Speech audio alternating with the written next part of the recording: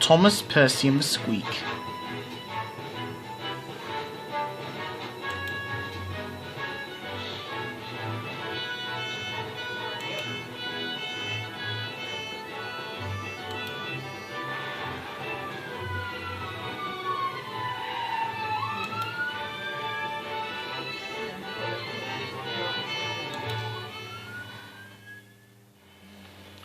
The engines on the island of Sodor love summer.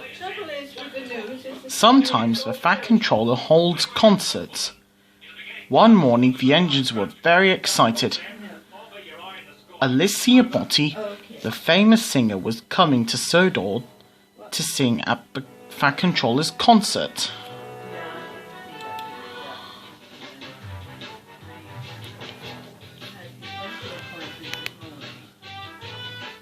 "I'm bound to be chosen to collect her," boasted James.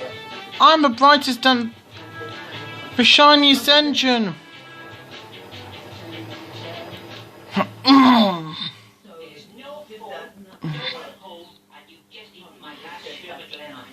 "Nonsense, I'm most important," huffed Gordon. Thomas wanted to feel important too. "He might choose me," he said, hopefully. Percy came along next to Gordon. His face was grimy. "Well, one thing's for sure," snorted Gordon. "He won't choose Dirty Percy."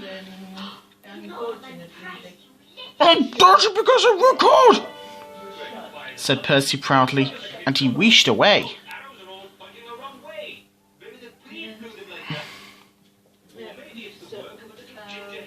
The next day, the Fat Controller came to decide which engine would collect the singer from the docks. He didn't choose Gordon, and he didn't choose James. He chose Thomas. "Make sure Annie and Clarabel are squeaky clean," he said. "Yes, sir," said Thomas excitedly. He felt very important indeed.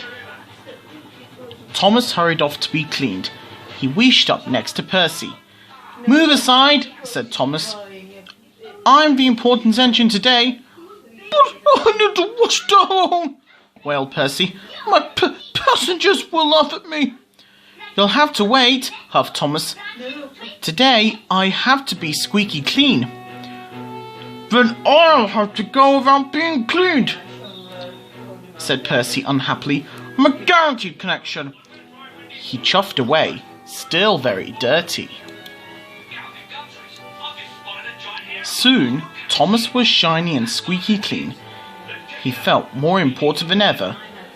But, as the workers coupled Annie and Clarabel together, they heard a strange noise. A funny sort of a squeak. "What's that?" asked Thomas anxiously. His driver quickly oiled Annie and Clarabel's undercarriage. "That should take care of a bothersome squeak," said the driver.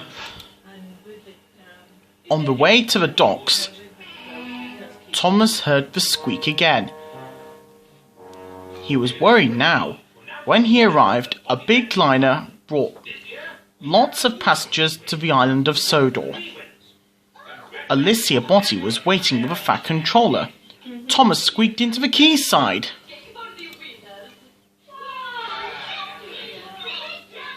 The Fat Controller held Clarabel's door open for the famous singer. He was pleased to see Thomas looking so clean and shiny. But as Alicia Botti boarding the train, she saw a mouse inside the carriage. "Squeak!" said the mouse. "Eek! A mouse!" screamed Alicia Botti, and she screamed and she screamed and she screamed.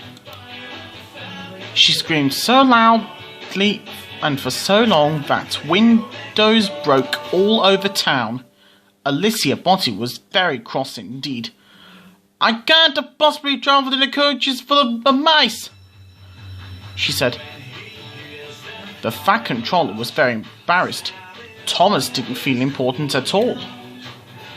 Just then, Percy returned from his guaranteed connection. He looked grimier than ever. "Just look at that little green engine," Alicia Botti exclaimed. So sweet and dirty. Like a proper steamer engine. The Fat Controller called Percy over at once. Alicia Botti boarded the train and Percy steamed away. He felt very proud. Later that day, Thomas was waiting at the washdown when Percy chuffed up beside him. I'm sorry I was so cheeky, peeped Thomas. You go first. Thanks, Thomas. It feels good to be friends, said Percy. But where is your mouse? You'll see, grinned Thomas. The Fat Controller had made the little mouse her very own home in the corner of Tidmouth Sheds, and Thomas named her Alicia. The end.